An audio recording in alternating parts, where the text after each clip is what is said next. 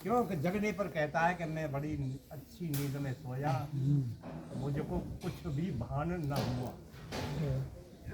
तो इंद्रियों के द्वारा जो उसको संकेत मिलना था वो तो मिला नहीं, इसलिए मन के द्वारा जो उसको संकेत मिल रहा है वो उस समय उसका अनुभव करता है।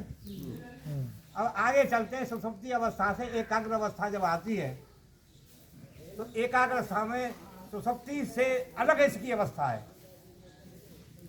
यह अपनी ध्यानावस्था में होता है। मास्टर जी आपकी बात आ रही है। ध्यानावस्था में होता है और एकाग्र होता है, और एकाग्र होने के कारण संसार की जितनी भी उसके चारों ओर जो वातावरण है उससे वह बिल्कुल ही अलग हो जाता है, और उस एकाग्रता अवस्था में वह केवल उस परमात्मा के ध्यान में मग्न रहता है। इससे आगे चलते तो उसकी आती है आनंदावस्था। आनंदावस्था में केवल वह यह सोचता है कि एकाग्र अवस्था की परिपक्व अवस्था ही आनंदावस्था है, और आनंद की अवस्था में उसको ये आनंद आता है कि वह कहता है कि मैं सुखी हूँ, मैं सुखी हूँ, मैं सुखी हूँ। मैं लगी हुई है इसके साथ में, मैं सुखी हूँ। और जब तक मैं रहेगी तब तक सुख का अनुभव तो करेगा, लेकिन वो वास्तविक सुख नहीं मिल पाएगा जो उसको चाहिए। यहाँ पर केवल संसार के सुखों को वह मान जाता है कि मैं सुखी हूँ। इसके बाद में आती है यहाँ से समाधि अवस्था शुरू हो जाती है। धर्म में समाधि अवस्था में, विवेक ख्याति अवस्था में उसको ये ज्ञान हो जाता है कि मैं कौन हूँ, प्रकृति क्या है, परमात्मा क्या है, ईश्वर क्या है। इस अवस्था तक पहुंचने में बहुत बड़ा संघर्ष करना पड़ता है। प्रकृति को जानना मामूली बात नहीं है।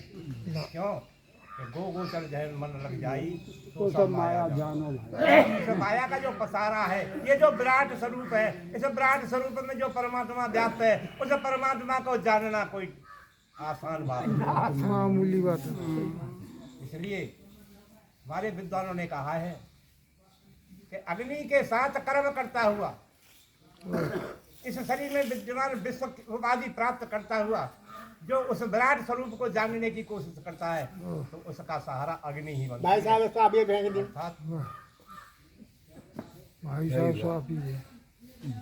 अग्नि का सहारा का मतलब क्या हुआ कि यहाँ पर अग्नि जो है इस संसार में सारे कार्य करती है, और बिना अग्नि के जब कोई हवन भी नहीं होता है, और जब तक हवन नहीं होगा तब तक उसका कल्याण नहीं है। अग्नि बिना कुछ ना है, अग्नि बिना कुछ नहीं है। अगर हम बाह्य अग्नि को भी त्याग दें तो हमारे अंदर अग्नि जो है वो भोजन ही नहीं पचाएगी, और जब भोजन ही नहीं पचेगा तो हमारा स्वास्थ्य ही बेकार है, और स्वास्थ्य बेकार है तो हम परमात्मा का भजन कैसे करेंगे, बैठा ही नहीं जाएगा।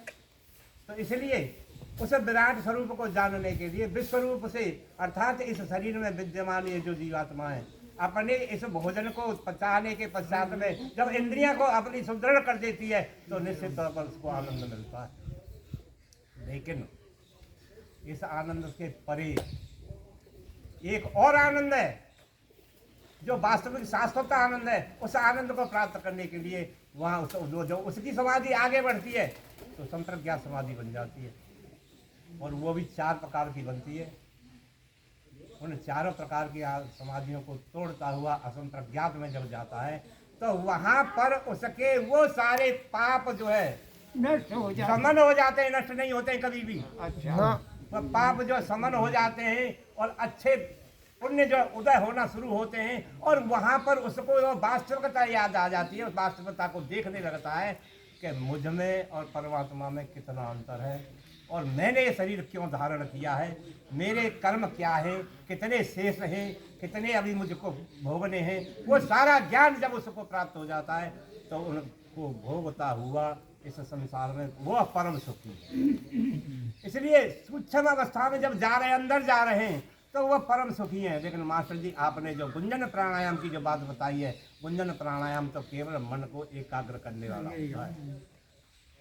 मुख नाक आंख जो बंद करके करते हैं, ये गुंजन प्राणायाम है। इसमें ओम की ध्वनि अंदर से ही निकलती है, और यह जो है केवल मन को एकाग्र करता है।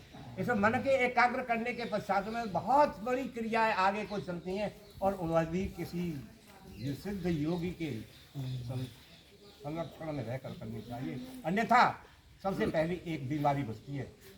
प्राणायाम